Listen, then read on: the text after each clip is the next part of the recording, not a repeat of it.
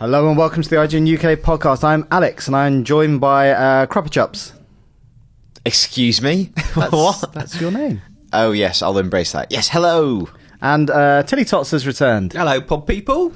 Where have you been? I've been in Austin, Texas at Fantastic Fest. Right. Is it? It was, yeah. I saw lots of films, met lots of people. Best film you've ever seen there ever? What? The best film I've ever seen there ever? I don't know. I'm not prepped for that. Why is this like Monday morning at school? What have you been up to the weekend? Yeah. Oh, what's your best film ever? I saw about 12 films, I would say. 13 films, 14. You were over there for how long? The festival's 8 days. Right. Yeah.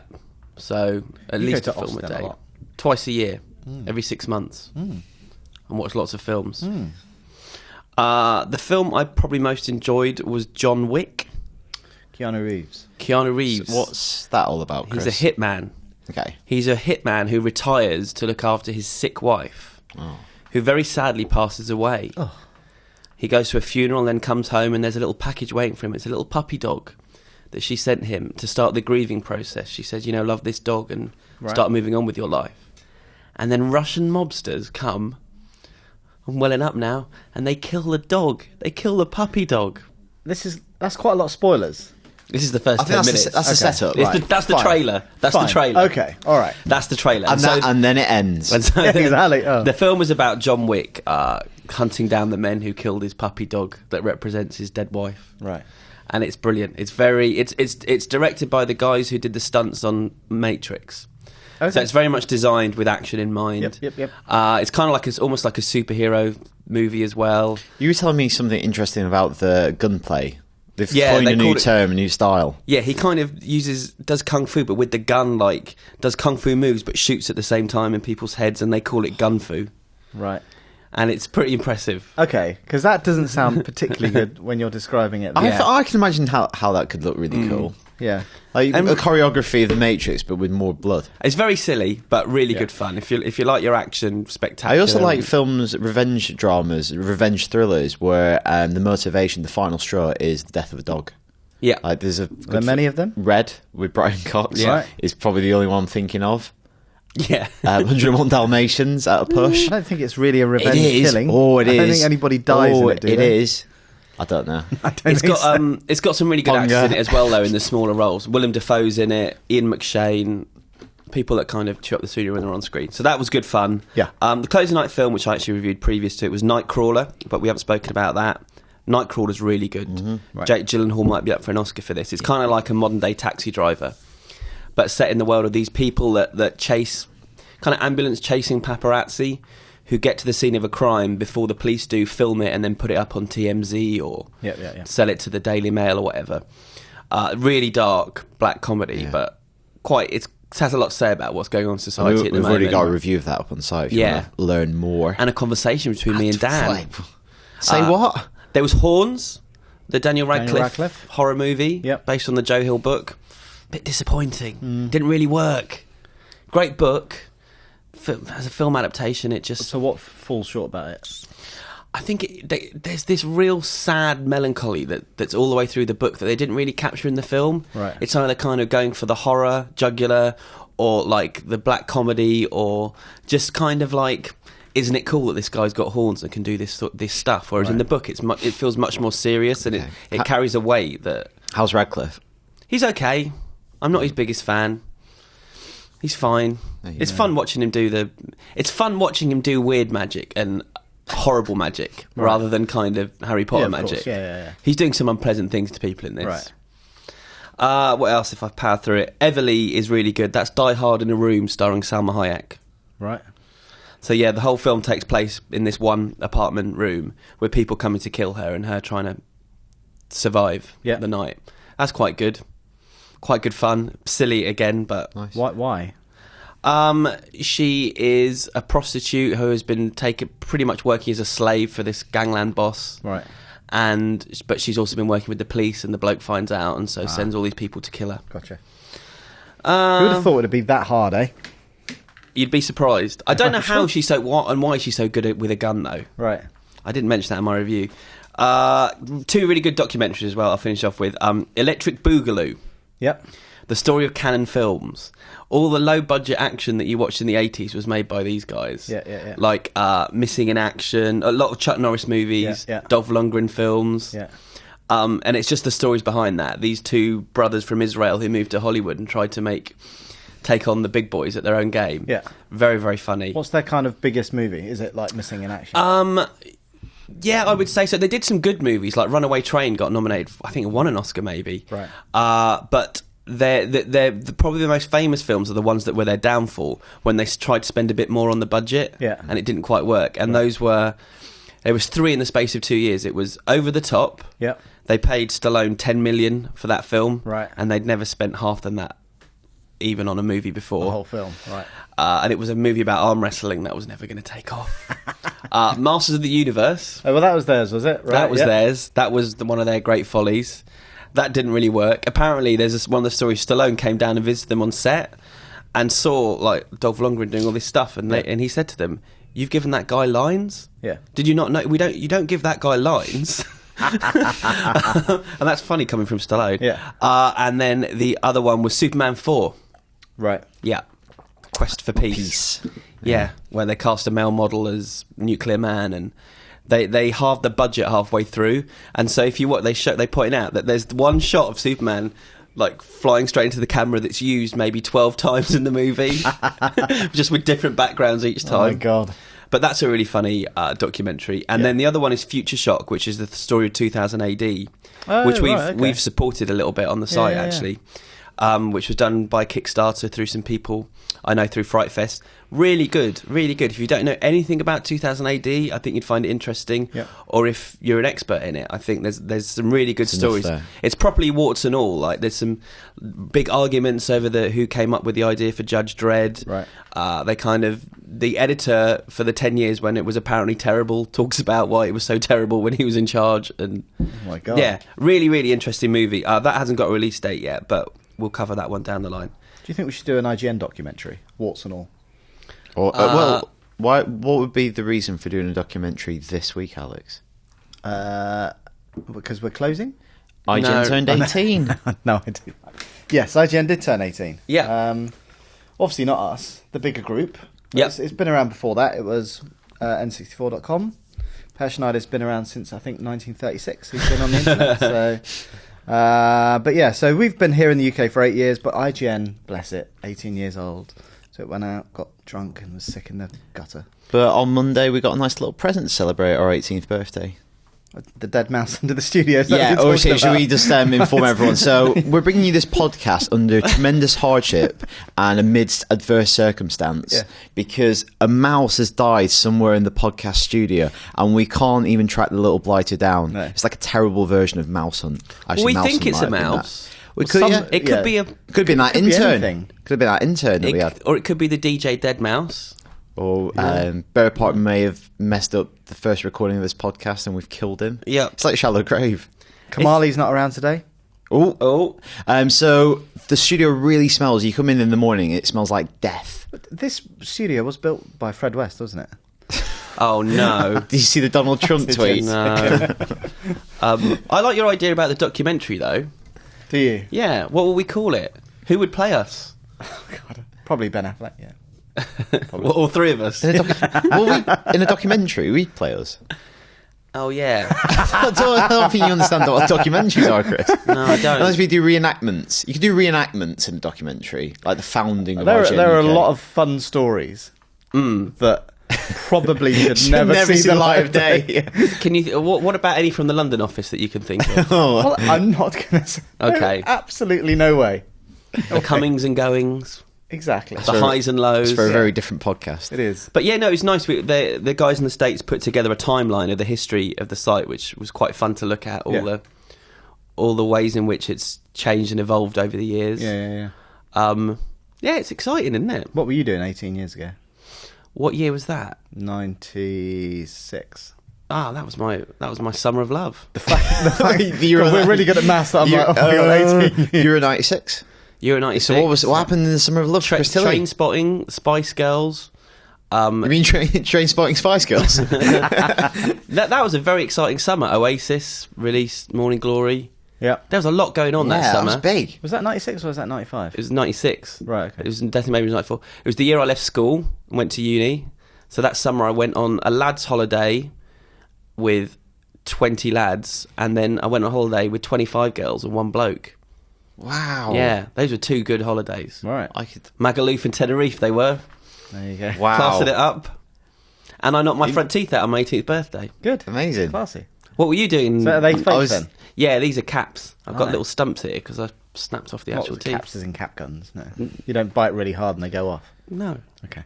What were you doing 18 years ago, Alex, in 96? I was You've working- probably been in I the was game working industry on for 25 years. You were already grizzled. I was working on a PlayStation magazine. We put Lara Croft on the front cover. And obviously, back then, no one really knew who she was. I was telling one of my our US colleagues in Gamescom that you were there when they announced Tomb Raider, and he was like, "Oh, so like what the reboot, Crystal Dynamics?" And I was like, "No, Tomb Raider, way back when in Egypt." It was. That was. I've spoken about this trip many times, but it just doesn't happen like that anymore. Back in the good And old what- days. Like bizarrely, so one of the guys that I went on that trip with has just become friends with me on Facebook and was retelling some of the stories. And we were staying in this hotel really high up, I don't know, 25th floor or something like that. And we're all quite drunk, and he decided he'd locked himself out of his room, so he decided to go climb over the balconies, like 3 balconies along, and shimmy in. And he was throwing like metal plates off of the balcony and into the swimming pool. And then this laser sight came up from the bottom, and it was probably just a laser pointer, but it freaked us the shit out. So, yeah. And he was lasered to death. And what were you doing 18 years ago, Dad? I was 10, and I remember. Suckling on your I think it mama's was teat. Oh, 10? Gee whiz, That, Alex. that betrays more about you and your family techniques. Right, Fred. I need a little bit of love, that's all. All right, Fred West. I remember on the day of the England-Scotland match going to town with my mum and going to Thomas Cook and booking a holiday. Most exciting moment of my life, but booking a holiday to Disney World. And then midway through the booking process, realising that I didn't have any shorts on. I had my boxer shorts on, and I come into town with my boxer shorts on. That's the stuff of dreams. That doesn't happen in real life. I looked down and I had like little Mr. Happy boxer shorts on. But obviously I was 10, so you could get away with it. But I felt tremendously Did your mum embarrassed. not notice? We were booking. No, she was busy booking the holiday. And I Well, was, yeah, no, but there's the point. when we're leaving the house. I don't know. They probably. Daniel, you're not wearing clothes. It's fine. Was this before or after the match? Before. Before. It was town in the morning and then get Because it was a home. 3 o'clock kickoff. And then get back in the afternoon. I remember my dad went to that game. What? You saw the Gaza moment? He saw the Gaza moment. Wow. He Blimey. Pretty special. He came back very happy. Sorry, Scottish listeners. Yeah. Right, should we move on with the actual podcast? Well, before we do that, Ah. one thing that we should say is that this podcast has been nominated for an award. Or Has it shortlisted. really? Yes, it has. I don't believe it. I know, me neither, but it has. So the Games Media Awards are happening in October, this month. Luke has been nominated for Rising Star, and the podcast has been nominated for Gamer's Choice. Now, a bunch of people in the room somewhere are going to vote for Luke's award, so there's nothing we can do about that. But this podcast, you can, because it's a public award, and you can vote for it by going to surveymonkey.com. This is the URL. It's going to be a bit of gobbledygook, but we'll put it in the story and we'll flash it up on the screen as well. surveymonkey.com/s/22957JP. Catchy. As memorable as So, our well, email I think address. we're gonna work on getting a pithier way of doing it. URL, sure. So I'll repeat that again slowly. surveymonkey.com/s/ this is the bit you need to remember, 22957 Jurassic Park JP. I think people should just look at the story and click on that. You could do, or yeah, you could search for MCV Gamer's Choice, but don't forget to click on the IGN UK one. Or check our Facebook page, IGN UK, or the Twitter feed, IGN UK. We'll be putting it up there probably every hour on the Every hour single day. for the next 2 weeks. We need the duck hunters to rally. Yeah, well, they've been great already. Yeah. So I popped it up on the Facebook Also, page. if you listen to the podcast and you do like it, please vote, and also maybe get 10 of your nearest and dearest to vote as well. Yeah. And Again, every day for the and next get 2 them weeks. to get 10 people. And then, and yeah. by Just next randoms week, that you meet in everyone the in the street. country and then everyone in the world will have voted for us. If we And can get vote everyone multiple in the times. country to 66 million votes, that's about how many people in the country, I think, isn't it? Something like that. That'd be good. Voting twice. If 132 million, 136. I don't know. Exactly. I do words. I don't do numbers. if you help us to win this, Right. we'll finally review the Babadook on the podcast. Yes. Because Dan's actually seen it. Yes. And we... You read the review, didn't you? Yeah. Yeah. We haven't talked about it on here. Okay, right. Yeah, and the episode Right. we've put Right. forward for consideration for the award that's right. is the Blabadook episode. Yeah. Babadook. A classic. Oh, come classic. on. We really want to win Somebody this. might have said. We do really want it. It means a lot to us. So anything you can do would be hugely appreciated. Let's move on to the news. Yes. So first up, some Uncharted 4 concept art has been leaked. It's from scans from the Art of Uncharted 4 book, which that seems really early. That's kind of doing the rounds already, considering the game's not coming out for goodness knows how long. And the world looks quite bloody miserable, if I'm quite honest. So lots of pictures, and one of them looks like the lost city of Atlantis. Here, Ooh. does that look like Atlantis? Well, it looks like a crumbling. It's an city, underwater but city. underwater. So you've got a picture of Nathan Drake going sort of staggering along the beach, but it's not a nice looking beach. It's a rainy looking beach. You've got other pictures of Drake and two other people. I assume it's Drake in a waterlogged city. So there's a recurring theme here. Lots of rain and water in We Uncharted saw that in the 4. teaser trailer as Yeah. well, in the jungle. Maybe that's the power of PlayStation 4. Rain. Realistic rain. Realistic puddles. Dynamic droplets. It's nice to see some of the environments, because that's the thing I wonder most about Uncharted, is where it's going to be set. Yeah. Like, I think the gameplay is going to be fairly nice. similar to what we've had in the past. Yeah. I think the story, obviously, we don't know much about that. You know, Drake's older. Looks quite, to use a filmic term, Chris, the mise-en-scène. Mm-hmm. Looks quite depressing. So is that feeding into the characters? He experienced tragedy. He's a bit older. We know that from the trailer. Yeah. But you always want to know the environments. Like, Yeah. that's a big part of Uncharted, is looking around really interesting environments and Yeah. cool parts of the globe. Well, obviously, you can see that. That's an image there. Sorry for listeners who are listening rather than watching the video. But it looks like a village that's crumbled for whatever reason. But you can quite easily Landslides, see him kind earthquakes. of jumping around that. And I just hope. So my problem with Uncharted 3 was that overall it was good, but the levels went on for too long. Make them short, punchy, and exciting. That's what You I want want from Uncharted shorter, 4. sharper thrills. And more variation. What about him walking around in the rain for a good couple of hours? Just maybe he's too old for it. Well, he's walked around in the literally desert too old for it. with heat kind of stress for Big Bit 3. Now maybe this is the opposite. Heat stress. I can't remember Oh, what's it called. Heat stroke? sunstroke. That'll do. Yeah, heat stress. Yeah. So anyway, but that's it's good to see that. Hopefully, we'll see more of Uncharted 4. Probably not until E3 next year. I wouldn't have thought. No.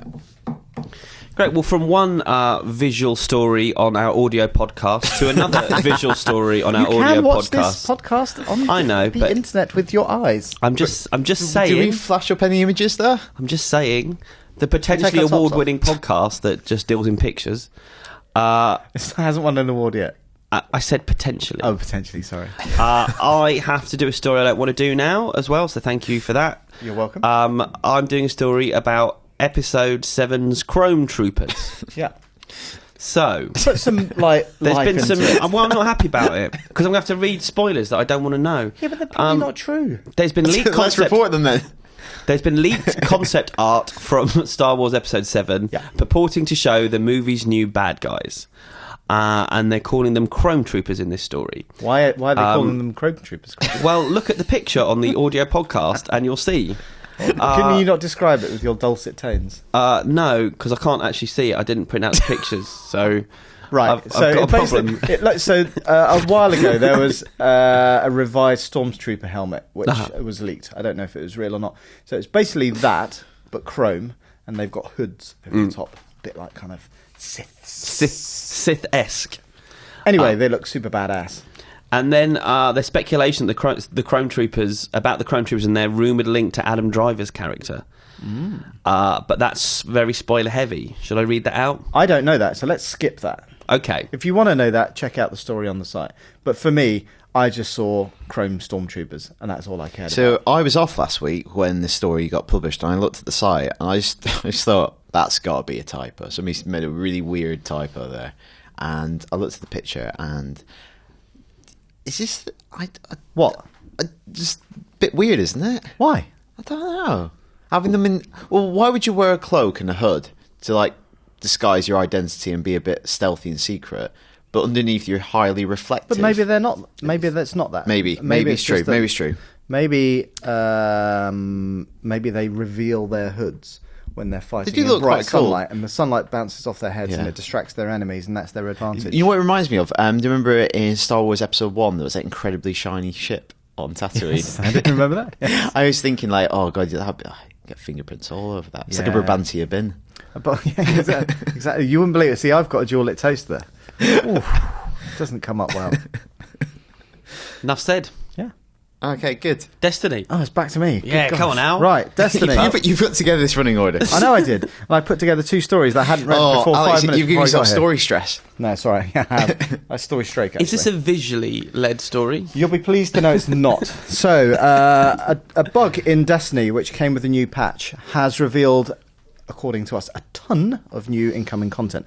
Basically, it's a load of new single-player missions, or fireteam strikes, raids, etc., based on some of the maps that are there already. So, I will read it out to you. So there are 2 new planned expansions, if this bug is to be believed. One is called The Dark Below, and we're all aware of The Dark Below, aren't we? Mm-hmm. House of Wolves. Sorry. House of Wolves. He loves House of Wolves, doesn't he? I just like The Dark Below. Wow. That's what I call my balls. Exactly. Some of the missions on The Dark Below, The Awakening, happened on the moon for a level 20 story mission for a fire team of 1 to 3 players. I think that's what it says here. It's very blurry. And then you've got something called the seed. So to speak of The Dark Below, a mission called the seeding. Come on, pile it together, Alex. That's only a level 18 story, and it's easy. So I think that probably is referring to your balls. Elsewhere, you got the House of Wolves, Wolves Harvest, which is level 20 story, fire team mission for 1 to 3 players, co-op, and then another Dark Below thing taking place on the moon, Crotter's End, a level 28 raid, so that's pretty high level. Scrota's End. Ding. Fire team 6 players, PlayStation Plus required weekly rewards. We need to get back into it, Al. I know, so You've lost your way slightly. well, I played some Crucible over the weekend. Saturday, I really enjoyed it. I was holding my own. I was doing The Dark Below. I was holding my Dark Below. Yeah, Holding exactly. your Scrota's End. And I was doing all right. And because obviously I think I was level 10 or level 11 at the time, but playing against level 24, 25 people, and every time you get a kill, obviously you get a lot more experience. So in about 2 hours, I was leveling up every single time. And then Sunday, I went on again, and I was absolute horsecock. It just wasn't very good. Mm. And it was just, I was getting destroyed left, right, and centre, and it wasn't fun, so I stopped. And I haven't played it since. Oh. I know. It's a sorry tale. Let's rectify that. Let's rectify that, yes. Well, I'll get back on it. Because I was enjoying it a lot, but I just don't like. That's the reason why I don't play many multiplayer games, is that if you're competing on a relatively even playing field, it's fun. If you get destroyed the moment you appear, it's not. So, there you go. That is the Destiny story. Okay. Last story Good. from Danielle. So the last story is Ben Affleck appeared on Live with Kelly and Michael, which used to be Kelly and Regis. It's like Good Morning America. Right. He's been on a bloody everything, actually. If you're on your Twitter, every... Ben Affleck. Yeah. Apart from IGN. I'll be on IGN. It's not... And he revealed on the show that he was really interested in purchasing the batsuit that he wears in the upcoming film Superman vs. Batman. And he was interested until the point where they told him how much it would set him back. So is there only one? I can't imagine there's only I was going one. to say, how do they make a sequel if they've sold it to him? It sold it to... Oh, sorry, guys. Also, Shutting down production. That'd absolutely honk by the end of filming, wouldn't it? There'll be multiple versions of it that are slightly different. Proper Dark Below. They'll allow him to do different things. Like there'll be one that's better for when he's sat in the car, I bet, and stuff like that. Yeah. But they said it cost Different suit for sitting in the car. No, but I know what you mean. know what I mean. I know. So in It's all filmmaking smoke and purposes, mirrors. it'll be really. I know. Yeah. Guess how much? Well, you know how much. It's I know how much. $100,000. I can't imagine it costs that much to make. $100,000? Yeah. But he's Ben Affleck. He's being paid about this is- 25 million for it. is if what- he wants the suit. And I thought, Well, I think- that's not actually Well, I that think, much. I think the news here is not so much how much the suit is worth, is Ben Affleck's a bit tight. Yeah. Yeah. He's just like, nah. But do you think I think I think he was trying to blag it. Yeah, exactly. It's like, I'm Batman. Give it to me. Yeah. If the film isn't a total disaster, you buy that. In 5 years, that's worth loads. $500,000, $1 million, And Ben $2 Affleck million. says, and he said, for 100k, and then I said, well, maybe I'll just take a picture. Wow. $100,000. Well, you don't need a- So that's like You don't need a picture. £60,000. 60 grand. It's really not like when you earn that much money. Yeah. And how much is he worth? Well, I found a figure online that he's estimated to be worth 75 million. That's good enough for me. There you go. We could all put 10 grand in. I haven't got 10 grand. Speak for yourself. You know, Well, have a whip round. Have a whip round. Well, you Yeah. can put 10 grand in. Well, yeah, Kamali that will might put Everyone who Well, listens to this three. podcast put a pound in. We could buy it. That's true. Yep. How do we do that? Can I have it on weekends? We could do. Okay. Oh, okay. No, you just wear it for every podcast. Quite happily do that. Like that time we made Kilby wear the helmet for the podcast. Alex. Although, again, that was a visual gag done before we did the video version. of It the was podcast. funny, though. It was funny. Yeah, to Yeah. be there. So they said they spent a lot of money on every little detail. Like, it won't cost 100,000 to manufacture. So that, they are picking that figure out of thin air, really. I think they're having a laugh. They are having a laugh. Yeah. Now, I've got some other.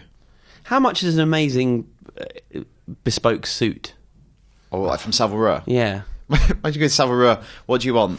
Oh, picture of the bass suit. It's like, oh, If you can do it for under 100,000, I'll have it. That would be a good video. We should do that. Go to Savile Row. Right. Just, You're doing it. let's get Kilby to do it. No. get someone from Savile Row to analyse Bond suits. That'd be a good feature. Let's, Let's do that. Let's do this off mic. This is our editorial meeting. What are we doing? Okay.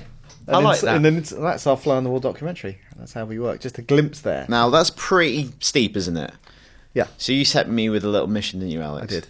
To find some of the most expensive movie memorabilia of all time. Yeah. Do you want to know some of these? Do you want to do We this? want to Do have you a guess. Do you want to have a guess? What's going on? I know. It's game time, Chris. What happened? I thought- Put on your game face. Okay. You and me Yeah. got a guess. These are some of the most expensive pieces of movie memorabilia Right. of all time. Okay. Now, I'm going to say it. I Yep. want you to both say a figure and we'll work out who's closest. All right. Oh, crap. I need a pen. Thank you. There we go. Okay. Let's do this. Taking turns to go first. I'll go first. This is most expensive stuff of all time. Okay. We're going to start with the TIE Fighter from Star Wars Episode 4. This is the What? Like, what do you mean? A TIE The model. fighter? The model used model in of the TIE in fighter. the I would really like. Do you know what TIE stands for in TIE fighter? No. twin ion engine. Correct. Ding. Never knew that. TIE fighter. Gosh. Well, I would assume it's more than 100,000. So this is one of the originals from Episode 4. It would be worth You'll be able to get your eye in after this one. I think this $3 is million. Okay. I'm going to go. Are we doing dollars or pounds? do dollars. Okay. I've got more than £100,000. What? He said Dollars. $100,000. All right, Chris. Just be different. Chris is closest. It is $402,000. That is a 500. bargain. Oh, I nearly said that. Okay. All right. Okay. Number 2. Are you going up in value? I'm going to dart around. I was going to say, mix it I'm up. going to dart around. Yeah, all right. Okay, so we're going to go for the ruby slippers from Wizard of Oz. I am going to go. Why are you talking like that? I'm going to go. $250,000. All right. Should be a game of speed as well. Yeah. Yeah. All This right. is Oh, hey. this is dead air. I'm really worried they're going to be really close and I'm going to have to do quick maths. All right. In that case, I'll go 275. He's gazumpty. So Alex is closest. It is $660,000. I'd go for a TIE fighter rather than a pair of red slippers. So it's best of 5. All right. That's 3 out of 5. All right. I'm first. Okay, so the Aston Martin from Goldfinger. Oh, Which?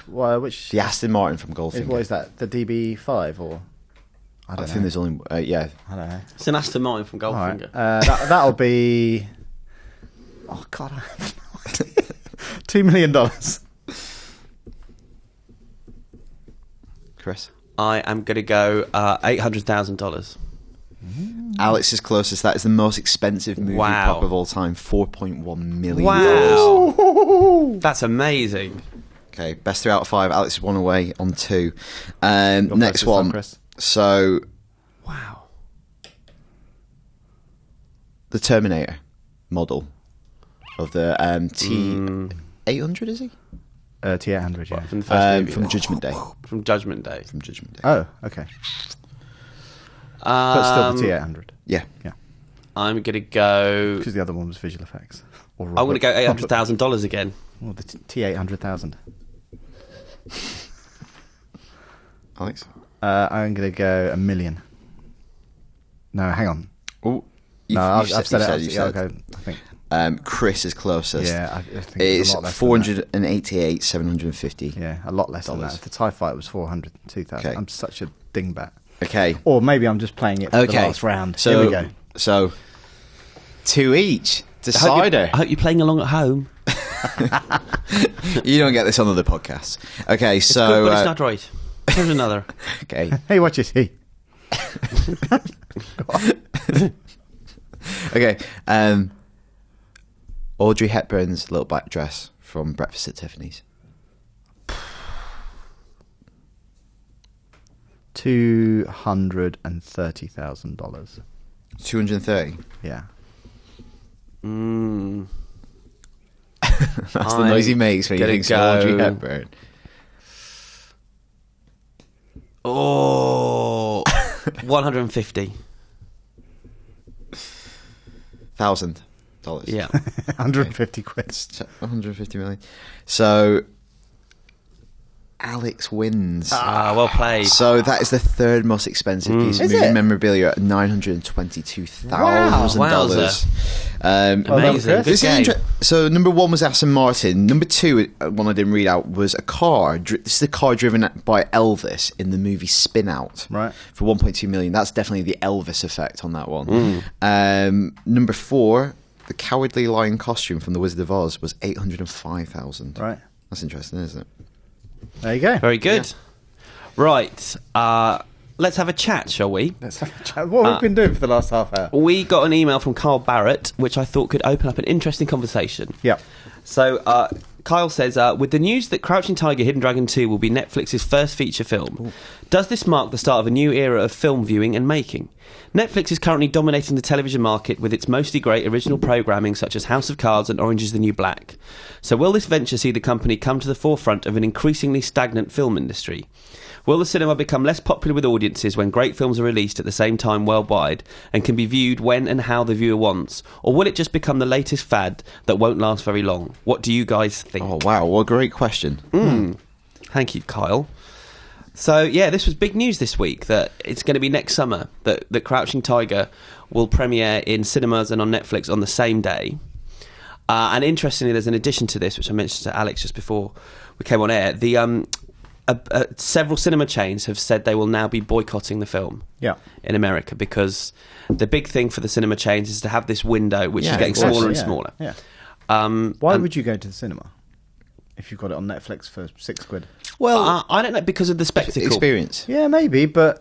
It's like, you didn't really enjoy Gravity as much as the rest of us, and you watched it on a small screen. But I would say that Gravity is probably more geared towards that than Crouching Tiger. Yeah, but I think Crouching Tiger is going to be in... I mean, it's one of my favourite action movies. Is it? Yeah, I absolutely love the original. Spectacle. And I think they were talking about it being in 3D as well. Yeah, right. That's really appealing to me. Like, more and more, I think, of the big movies now they're trying to give you all these different hooks to make, the IMAX and the 3D to make you D-box need to see them on the big screen. Yeah. I mean, the Christopher Nolan movies and all the superhero movies. So I can see myself still going to the cinema. So this kind of... It's just when it's the drama, when it's a film without the bangs and whistles. Yeah. Then I totally agree. I'll watch that at home. Well, I think we do that sometimes. If you miss a film at the cinema, you go, it doesn't matter. It doesn't feel like a cinema film to me. I can imagine myself equally enjoying that, watching that on a small screen. Yeah. Increasingly, your small screen is an increasingly bigger screen. Yeah. And a more cinema-like experience in terms of quality and stuff like that. But this is kind of the internet version of something that happened with Ben Wheatley's film. Field in England, because that did a simultaneous release in cinemas and on DVD and Blu-ray. So this is almost like pushing it a little bit further. That you don't even have to go out and buy a Blu-ray DVD. It's going to be like coming straight to your house. Well, it was on Film 4 as well. At the same, of course it was on the as same well. Day, Of course it was. So was it part of, like, you get it for your £6 a month Netflix package, or do you have to pay this particular deal? Yeah. I don't know the ins and outs, but I would imagine it's going to be part of your. There's going to be no additional cost to that. I'm sure of it. Netflix must have paid a ton of cash for that. Netflix But at the same time, it's not a huge release. I don't think it hasn't got because this is the less appealing aspect of this particular film. It's not got the same director. I don't think it's got the same actors. Right. So it's going to be one of those sequels more in name than actual. It's been a long time since the last one. It's been a long time. So this isn't actually a huge release, this movie. Yeah. It sounds huge because obviously the name and it's like it's not like Gone Girl is doing this. Yeah. You know, this week this is a film that, you know, they probably did a reasonable deal on it, but I don't think they would have had to break the bank to do this. It was just, it's the first one. It's a good stepping stone, though, because the next Gone Girl, I wouldn't be astonished if that happens. Obviously, Fincher says, you know, he has a relationship making stuff for Netflix. Stuff like this is going to happen and chip away at it. The Daredevil, the Marvel TV show, again, is going to raise the kind of prestige of Netflix. Well, that's what I wonder is if it will just change the kind of films we see in cinemas, and this kind of, which is already happening if you look at the box office, but you know, all dramas, all thrillers will go on telly at the same time as the cinemas, and then it will be the blockbusters, the ones that have the window. Yeah, you're almost seeing that already with Netflix and documentaries. Like, documentaries notoriously hard to secure a distributor for, especially at like a nationwide level. Just go straight to Netflix, you'll get a much bigger following and audience, and then you might be able to do a cinema release at the same time in some way. I wonder if they'll get because obviously they will need an uplift in terms of subscribers in order for it to make kind of business sense. I don't know. Not based on one film, I wouldn't. But obviously I don't get to go to the cinema that much. Having the ability to see films at the same time as you guys, without having to kind of organise a babysitter or this, that, and that sounds really appealing to me. Well, no one's going to buy Netflix for Crouch Tiger, Hidden Dragon 2, I don't believe. But I bought Netflix because of Breaking Bad. Right. So if they did a deal like that with a studio where Fincher's next 5 films are on Netflix, then maybe that would be the hook for other people. Yeah. Or, you know, a certain all the Bond films suddenly come to Netflix. The problem with Netflix, it's like iTunes. A lot of people. Sorry, go on. Well, you can just disappear. Like you can subscribe and then you can leave it. So you subscribe and pay a month or get your free month thing. Like the number of I'll come back to Netflix, please. Here's a month. Here's 3 months. Yeah, it's easy to do it all for free. Yeah. Well, you say that.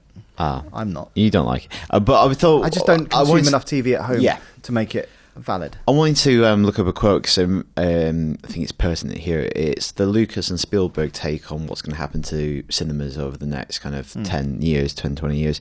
You're going to end up with fewer theatres, bigger theatres with a lot of nice things. Going to the movies will cost $50 or $100 or $150 like what Broadway costs today or a football game. So this idea that cinemas will remain, but like you're saying, that experience of having all the bells and whistles will become more and more pronounced. And it will be like going to the theatre, where it's like a special event and a special occasion. Well, some of my friends who are geeky film people, like myself, they go to the cinema mainly to the Prince Charles to watch events. Event stuff, old stuff, you know, double bills and classic 80s movies and things like that. And for me, you know, I've talked about it before on here, but the cinemas I go to in Austin, the Draft House cinemas, the experience they give me would make me leave my home. The food, the drink, just the trailers, the strictness with which they won't let anyone have their phone on at any point during the film or talk. That would get me out of my house. Or Secret Cinema recently, of course. Yeah, Secret Cinema event, and equally, you know, I emailed you guys yesterday because I thought it was pretty amazing. The news that the biggest film this week in UK cinemas wasn't The Equalizer, which was the big new release, but it was One Day, a live screening of Billy Elliot, and it's the first time an event screening has gone to number 1 in the UK box office. That's really interesting to me. That people watching a film of the stage show rather than going to the stage show unlike itself. the smaller kind of independent or art house cinemas have been doing this in the last few years. Like they show the National Opera in cinemas. They show Danny. I watched Danny Boyle's Frankenstein in the cinema. I haven't done the opera thing, but my uncle said it was the most wonderful. He went a few weeks ago. He said it was just the most wonderful experience. Like you really felt like you were there. And there's additions. You know, you go backstage beforehand. They talk to the cast and things, and it's so cheap. cheap. It's like £10 exactly, rather than yeah. £100. Yeah, I just remember so something else, like some cinemas show Wimbledon and they show the World Cup. World Cup. football So it's using matches, theatres as theatres for places of public broadcast, but not necessarily film theatres. Yeah. Yeah. Well, we watched the first episode of the last season of Breaking Bad. Yeah, and Gotham in a the cinema. other week as and well. Gotham. With good TV fun. being so good, again, the Draft House has done that before. They screen Game of Thrones or Mad Men. Because the TV's become such a kind of collective experience now that we're all talking about the next day at work. Why not watch it with with your friends? I've thought about this for years now, and I feel it's a case that Netflix is being really innovative, progressive, pushing the envelope, and cinemas are staying static and just jacking up the prices elsewhere rather than offering a more diverse experience. Like some cinemas offering sport and theatre are trying to do that. And for ages, when you watch when Game of Thrones starts and you look at it and you look how beautiful it looks, you look at production values, I would totally pay for a season pass at a cinema and say, here's 30-40 quid up front, and I can go every week for 12 weeks and watch the entire season on a big screen. Or binge watching. You do the marathon at home. Why not have the option of doing it that weekend in a cinema, watching all 10 House of Cards if you want to do that. I know so many people who do these marathons and they watch in their living room and it's middle of the day. They could go somewhere special and there's like food and drink put on. But it's the environment, I think. And like the multiplex environment is just unpleasant. Yeah. But we've got like a little local cinema where we live, and you can sit there, you have a table to yourself, you can have drinks there. It's very civilised. And it's very civilised. Put your feet up. There's an article in Time Out this week with they're trying to find London's best cinema, and that's interesting. They've got various celebrities talking about their local. Someone's got the Curzon Soho, someone the Prince Charles, someone the Leicester Square, and it's not.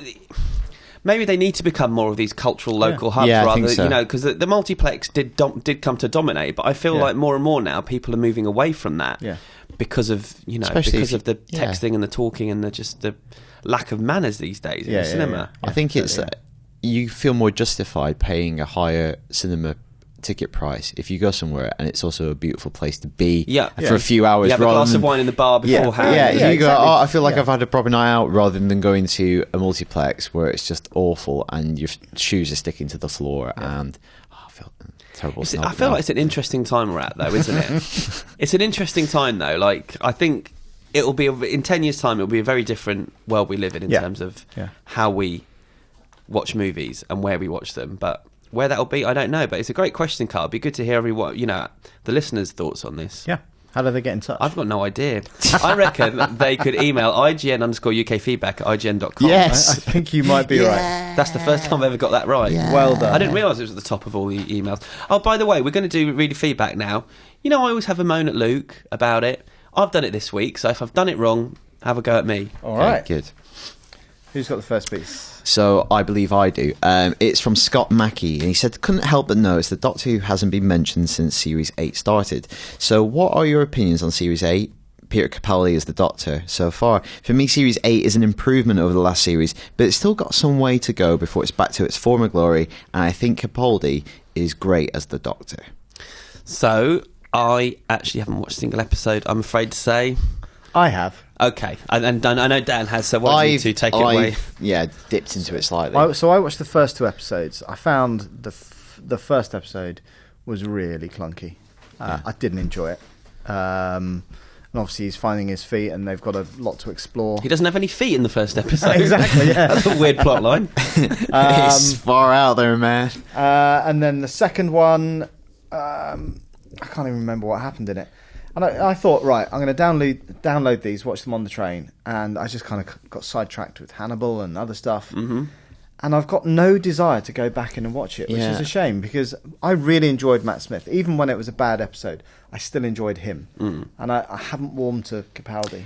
I think I need to give him... I think we should say, none of us are really the biggest Doctor Who fans, especially like Tom left, and Tom was our resident Doctor Who fan. So we get a freelancer to review it for us, but he's been quite positive on the series on a whole. Yeah. And there are a couple of episodes that I do want to check out. I want to check out Listen, which is kind of the horror-tinged episode. Yeah. And this week's episode apparently is kind of got a lot in common with John Carpenter's The Thing. I might check that one out as well. Yeah.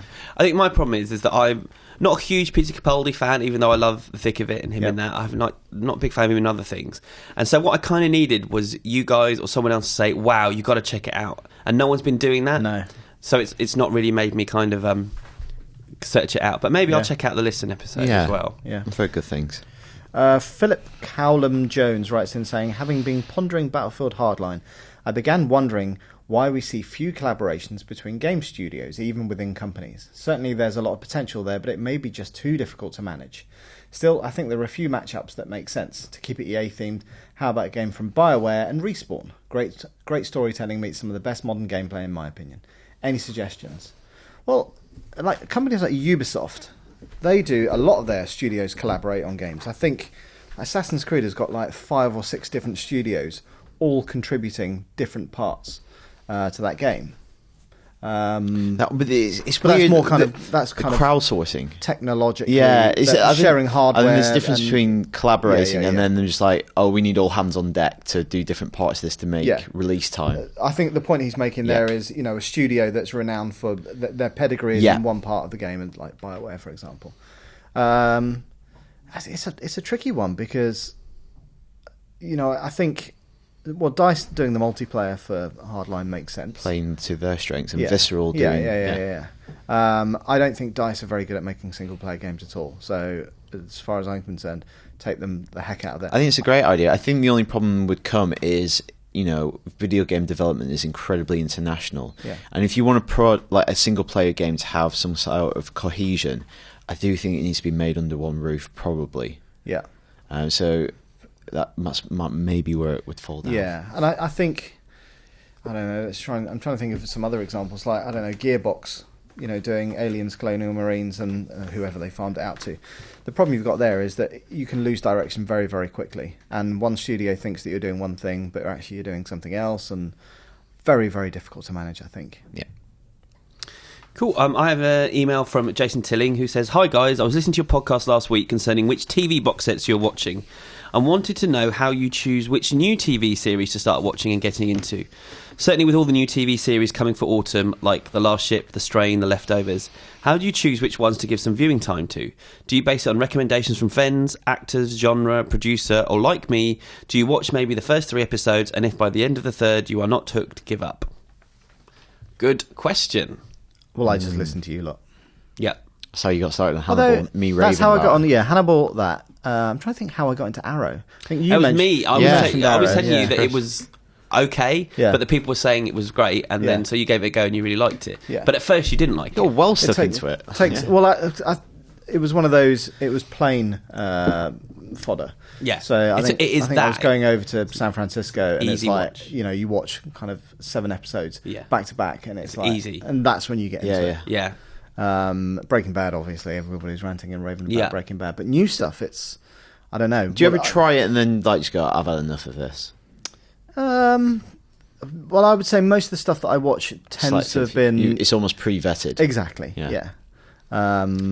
I think that's a smart thing to do. It's wait, don't rush into, don't be an early adopter. Yeah. Because you can get burnt that way. But just Get wait and see. cancelled, yeah. Get cancelled. That's a big That's problem. the worst, isn't it? Because if also, you're really into something and it you gets know, canned. the best filmmakers in the world, Spielberg, Fincher, Abrams. Yeah. I'll still wait. Just because their name's at the top of something. Yeah. Yeah. I'll wait. That Spielberg thing. Taken. Do you remember Taken by Spielberg? Yep. Are you on about something else? I remember getting really into Taken, really getting on the bandwagon for that, going, this is going to be the greatest thing ever. Is Spielberg doing Aliens. Yeah. And then it wasn't very good and it got canned. He's lent his name to a lot of bad He has, TV, that's the actually. thing. It doesn't mean much anymore. No, it doesn't. You still haven't watched Band of Brothers, have you? No. Watch Band of Brothers. Yeah, that's very good. Cool. I will I do. couldn't give you a bigger recommendation. Okay. Yeah. I'll watch So that's exactly what I'm thinking though with The Strain and The Leftovers. I want to watch both of them, but I'm going to wait and see. I also want to watch The Blacklist and Orphan Black because I haven't watched them. And I watched the first series, The Blacklist. I'm not going to watch the second series. Okay. It's all right. Person of Interest as Orphan well. Black's okay. It's quite good fun. Didn't love it. I watched the first season. Not going to watch the second season. Person of Interest. Haven't seen it. Good. So, Enjoying Ray Donovan. Ooh. Quite Okay. enjoying Ray Donovan. I need to watch Peaky Blinders because you keep raving about Love it. It's good. It's good. Okay, so next one is from Scott Penn. Hey, Scott. He said he squealed like a little girl when I saw that Civ Beyond Earth was coming out. I have booked the entire week off work, sent out my advance out of contact memo to all retail partners in the country. He's kind of a big deal, Scott. And head office. And my fiance is fully prepared to cook for the week and keep me hydrated. He does give some context It's a to love what of his a good job woman. is. But I don't want to. Yeah, we don't want to go into the details. much. Yeah. I guess you really can't grow out of games. And he wants to know, any games return you to your childhood like that? Or movies as well. Let's expand it to I was going to do that, yeah. I think a new Mario game always does that to me, Mario's or a new always Zelda, because Yeah, those are Zelda, those are the you're series that absolutely, you've played throughout your life in various incarnations. So like playing a Zelda game always returns me to Christmas, the time Ocarina of Time came out, and I just played it all day in my pajamas. Yeah. Is that what I you remember do now? stopping, pausing at a boss fight, having my Christmas dinner, going straight back to it, just playing it all night, and then going to bed. Yeah. That's all I did, and so it really takes you back to that time. Yeah. What about you? Well, I think it would be Zelda, yeah. Because I've kind of fallen out with Mario. Me and What him, happened? We don't get on fair anymore. Oh, I prefer Luigi. Is it since you moved in next door? No, it's just I don't have the kind of time or patience to be good at those games that require precision, pixel jumping. But and you stuff still like got that. it when you lend your hand to it. I mean, Al. It was the cookie cutter levels in Mario Galaxy. It's like, you know what? I can't be doing this. So, yeah, Zelda. What about you, Chris? What Well, you know film what it will be, don't transported- you? Next Christmas, it will be when the Star Wars music starts at the beginning. Yeah. You know, and you hear that, and you see the words on the screen. It's just going to be, you're going to get such a shiver up your spine, even though you've been burnt a bunch of times by the prequels. I remember that with the prequels. It's like, oh my god, I've waited so long for the. Oh, Just You're the still- fanfare. Oh, but you won't have the 20th Century Fox fanfare at the beginning. why not? It's Disney. Oh yeah, But you'll have the, That'd be weird, though, won't it? You won't have the. that's a really good point. but you'll still have the music. You'll still have the Yeah, the but it's music almost and the like in Star your Wars. head. But that is part of it. In your head, Yeah, it it's leads one. in. Yeah, It's yeah. almost like the intro that tees up the Star Wars thing. But yeah, it's what you grew up on. So for me, it was when I went to Odeon Leicester Square to watch Indiana Jones 4. And that's where I'd seen Indiana Jones' Last Crusade in '89. And I went with my brother. And so the start of that was really special. Yeah. And it was the same actually with Superman Returns. Right. Because he used the music as well. Yeah, of course, That's such yeah. a big part of it. But when that music started up, I felt like I was transported back to childhood. I'm Yeah, gonna have this moment next year as well with the. Yeah. Like that music is so evocative. I can't imagine them not using it. Yeah. Even though it's Giacchino, he's got to use that music in some way. It has to. And it'll take me back to watching that for the first time in 1993 on Yeah. the island of Jersey. Yep. There you go. I can remember where I was sitting Yeah, in the I cinema can with my mum and as well. dad. Really? Yeah, in the Bromley Odeon. And I hid 3 times in the movie. I hid when Gennaro gets killed, when Muldoon gets killed, and when the Dilophosaurus spits in Nedry's face. I got scared. There you go. Good And that's why question. you're scarred for life. Yeah. Lots of good questions this week, I think. Adam Wrigley writes in saying, I wanted to know what you think about British people saying season instead of series, because I know I spoke too soon. This is the talking point. This is awesome. a lot of people do it, especially people in my school. He's 15. I think that maybe we should say series instead of season, because we shouldn't let ourselves be swallowed by American culture. And there's a person in my year who even has an American twang in their accent. But I think I'm being too dramatic and annoyed about it. I'd love to hear your thoughts as other pod people say. I think this is a great question. So Scarlett starts. Because of Frozen, she starts singing things with American. Like, you want to be able to know me? Why are you saying it like that? Bloody Broadway singing as well. Yeah. It does my nut in. Yeah. Well, I get a series to me signifies 6 episodes, like a British interesting. series, Yeah. like Red Dwarf season 3 is 6 episodes, where a season is 20 odd episodes because it'll span an entire calendar season. Yeah. I guess that's how I use it. So would you say it's the latest X But Factor season? I would say Doctor Who series. Oh, I don't know because that's 13 episodes. That's That's split, isn't it? I think for a British show, I would tend to use series, and American, I would use the word season. That's kind of probably how I would do it, I think. Yeah. Yeah, well, for me, I know where you're coming from. I hate sort of giving up English words to use kind of American terms. But because I've been writing about TV for IGN for so long, you don't want to keep saying the word season or the word series all through an article. So I just use them both to mix it up. You mix it up. And therefore, it's just something I'm used to doing now. I don't know what will come out of my mouth next time I have to talk about a season or a series. There you go. Who knows? It's unpredictable. You never know. But I like to live on the edge. Good. Okay, James Lewis has some quick fire questions for us. I'll ask the first 2. Okay. What jobs would you guys do if you weren't in games journalism? Think about that, and I'll ask the second one Okay, as I well. thought you said they're quickfire. I'll try and answer really quick. Who are your favourite game/film critics? Oof. Okay. If I wasn't... Oh, I don't know. I've no idea. Yeah. I'd be a tree surgeon. Something outdoorsy. And then I'd probably get cold and go, oh, I don't like this. You should design a tree surgeon game. How boring would that be? Your twin passions. And in terms of games critics, I admire Simon Parkin. I think he's very good. Yep. Film critics, I wouldn't say I've got a favourite. Probably Chris Tilly. Very nice. Very correct answer, because I am actually quite good. Dan? So if I wasn't a games film journalist, whatever I am, I think I was kind of already starting to teach English, but I probably would have had an entirely different career. I would have liked to have been a scientist. Probably a geneticist. That invented dinosaurs. I was very good at biology. I'd be a ghostbuster. Particularly genetics. I did a A-level mod course in genetics, which was pretty interesting. Yeah. In terms of critics, the one critic is obviously, this is going to be a very obvious answer, but one of the reasons why I wrote film criticism for my university paper and thought film criticism was kind of viable and kind of influenced what I did after university to kind of get into this career was Mark Kermode. I remember watching his Channel 4 Film 4 documentaries as a kid, the one on Halloween and the Fear of God documentary, which is his Exorcist documentary. And that was like 97. And I thought, you can make a job writing and making TV shows about horror films. Yeah. This is amazing. This is what I want to do. And then I found out he did a PhD at Manchester University in horror literature, which is kind of what I started to do. I went to UCL to do a PhD in late Victorian horror fiction. Yeah. I was kind of modelling him unconsciously. And it kind of worked out in the end. You're stalking him. James added, what's the Mark Kermode IGN drama about? Well, it's probably because I love him. Nah. Do you remember this? I do remember this. I think this might have been before I started working here. Yeah, he just said on the radio there was it was one of my That's quotes. right, It was that's I said I was quoted on the poster for the movie Red, not the one you mentioned earlier, the Bruce Willis one, and said it was great. I love that movie. He didn't like the movie, and he was complaining about the poster and was like, "Who is this IGN anyway? Why are they on the poster?" And then loads of people were kind of messaging us, it's telling upset us. me now. Yeah. So mine's a bit predictable. What job I'd do if I wasn't in a movie journalist, because a lot of movie journalists are the same. I'd like to be a screenwriter, and I keep trying. I'm just not very good at it, but I will get that football movie made. Brilliant title. And as for critics I actually met the critic I really like in Austin last week. He's an American guy called Leonard Maltin. Okay. And he's been around donkey's years, and he's just a really smart, lovely man who's just, there's no side to his reviews. It's really intelligent, thoughtful criticism. And so, that was really an honour to meet him, actually.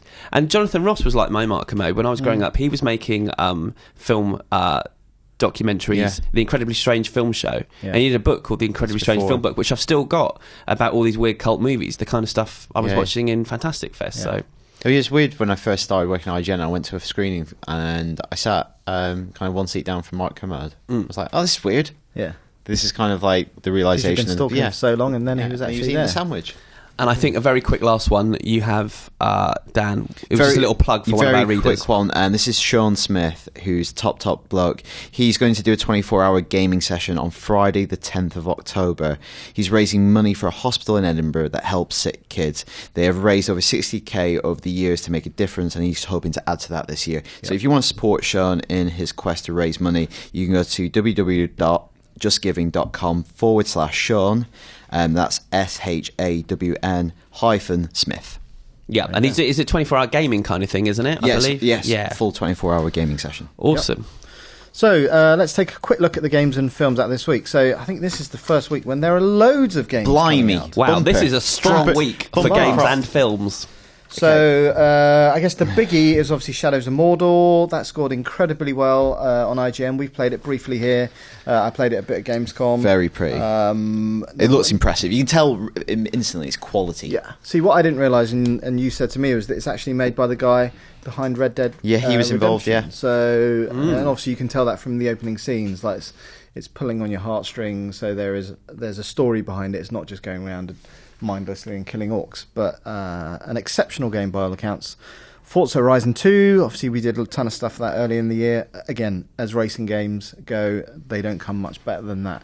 I need to play it yet. I haven't actually played it that much, but Luke Riley, our resident racing guy, said it is amazing. It says that's the one to beat this year. Yeah. He imagine that's going to be quite difficult. Yeah, and obviously you've got Drive Club coming shortly, And the crew coming a little bit Project later Cars. on. So Project Cars potentially moving into next year, I thought I heard. But anyway, we will see. Super Smash Bros. 3D, not really my kind of game. 3DS, but good. Very good, apparently. Yeah. Minecraft, PS4. Yeah, we talked about this a few weeks ago when it came out on Xbox One, but it's Minecraft. It's now out on everything. Yes. And kind of a bit more interesting, it's coming out on PS4 now, but it's With the Xbox Microsoft One. owned. Yeah.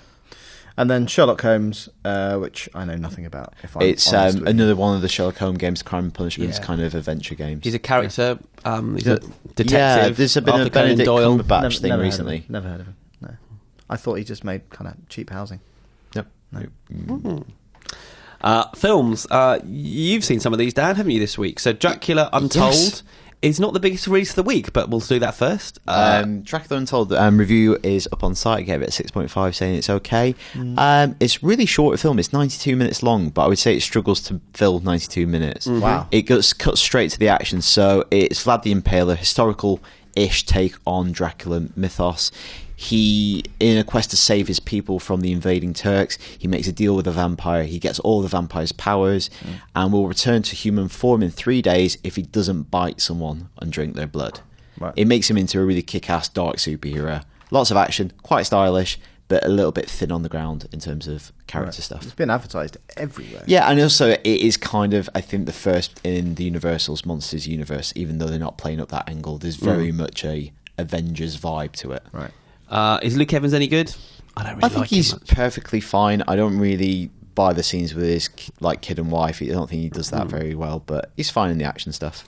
Gone Girl. Gone Girl. Massive. Blimey, I saw that last Friday. Yeah. That is a dark and twisted piece of filmmaking. It's very long. It's something like 167 minutes. And it's because it's necessarily long because I think it wants you to think it's going to resolve itself midway through, and then it goes into uncharted territory and goes strange and weird and more sinister. More dark. Ben Affleck's perfect. Yeah. And also, so is Rosamund Pike. She good. I thought, yeah. I can imagine her being good in that I role. don't really want to say much more than that for Okay. obvious reasons. But where does it sit in the kind of David Fincher pantheon? It's kind of this. I think it feels of later Fincher. It's kind of it fits right in amongst Social Network, Girl with the Dragon Tattoo, and Zodiac. Zodiac's one of my favourite films of recent years, and it's not quite as dark as that. There's actually some funny moments in Gone Girl. Well, it's like a black comedy at times. Yeah, I it think really the book does, is. and it does play like that. Because I've not read the book, I was expecting something much darker along the lines of Zodiac, but there are definite laughs in there where Yeah, you release can tension. But yeah, it's beautifully made. Yeah. It's perfect. Yeah. Draft Day, which I've seen, it's a Kevin Costner sports movie about draft day in the American football season. Now, I understand American football just about. Yeah. I didn't have a clue what was going on in this movie. Okay. When they were trading drafts, or it's just about him trading drafts with different people for different players. Is it not like transfer deadline day? Or It is, but it isn't, because all the clubs make trades with each other before the deals are done. Right. And I didn't really understand what these trades meant. Right. And they never explained it. So, not their problems, my problem. it's Maybe. Yeah. assumption, But it yeah, was It's not made. You need to be a bit. But I nevertheless savvy. enjoyed it. It was a bit Jerry Maguire-ish. Okay. And Okay. Costner's great. Yep. And then With Nell and I is getting re-released, which Alex doesn't like, and I didn't like, but do like now. Right. I need to see it again. I remember not liking it very much when I saw it at university, because everyone at university was like, we have to Go watch on this about all the it. time. It's I have honestly, to drink yeah. to it. It's like, I haven't seen it I yet. find that whole thing so painful. Yeah. So So go see Gone Girl. Go see Gone Girl, play Shadows of Mordor, and also Forza and Horizon Super Smash Brothers and Minecraft and Sherlock Holmes. Why Wow. not? There What a you week. go. What a week. That's it for this week's podcast. I am going to give the Gamer's Choice thing one more plug, because we really do want to win it. surveymonkey.com/s/22957jp. That's surveymonkey.com/s/22957jp. Vote for IGN UK podcast for the win. Thank you very much. Thank you, chaps. We'll be back same time next week, and it's really not that long till episode 250. Uh-oh. Uh-oh.